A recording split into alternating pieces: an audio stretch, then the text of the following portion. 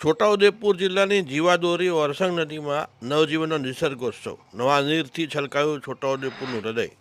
મધ્યપ્રદેશના બાબરાના ગાઢ જંગલોમાંથી ઉદ્ભવતી અને સમગ્ર છોટાઉદેપુર જિલ્લાને પોતાના ખોળામાં સમાવી લેતી ઓરસંગ નદી માત્ર જળધારા નથી, પરંતુ આ વિસ્તારની સંસ્કૃતિ, સંવેદના અને જીવનનો ધબકાર છે.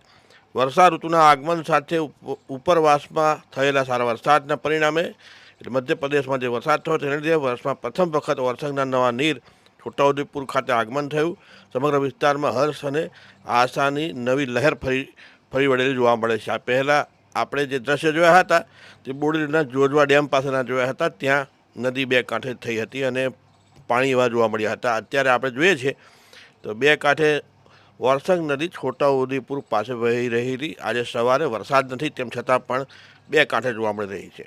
ઉનાળાની તપ્ત ઋતુમાં પાણીની અછતથી વ્યાકુળ બનેલી પ્રજાને જાણે કુદરતે રાહતનો સંદેશ પાઠવ્યો છે તેમ ઓરસંગના વહેણે ફરી એક વખત જીવનનો વિશ્વાસ જગાવ્યો છે. છોટાઉદેપુર શહેરની અંદાજે 35,000થી વધુ વસ્તીને પીવાનું પાણી પૂરું પાડતી આ નદીમાં નવા નીર આવતા પાણીની સમસ્યાના આશાસ્પદ ઉકેલની પણ શરૂઆત થઈ છે. ઓરસંગ નદીના ચેકડેમ પાસે આજે અદ્ભુત નયનરમ્ય દ્રશ્યો સર્જાયા હતા. ધોધમાર વેગે ગુગવાતું પાણી, ખડકો સાથે અથડાતો નિર્મળ પ્રવાહ અને પ્રકૃતિના સંગીત સમૂહ ખળભળાટ લોકોના મનને મંત્રમુગ્ધ કરી ગયો હતો.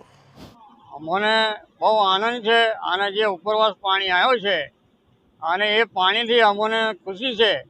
દરેક જીવજંતુ અને દરેક પશુ પક્ષીને અને દરેક માણસને આ પાણી મળશે એના માટે અમે ખુશ છે. અને અહીંનો જે વાતાવરણ છે એ જોવા માટે લાયક છે અને બહુ સરસ છે. મારું નામ છે સાબિર મોહમ્મદ રફીક મોહમ્મદ, રહેવાસી છોટાઉદેપુર.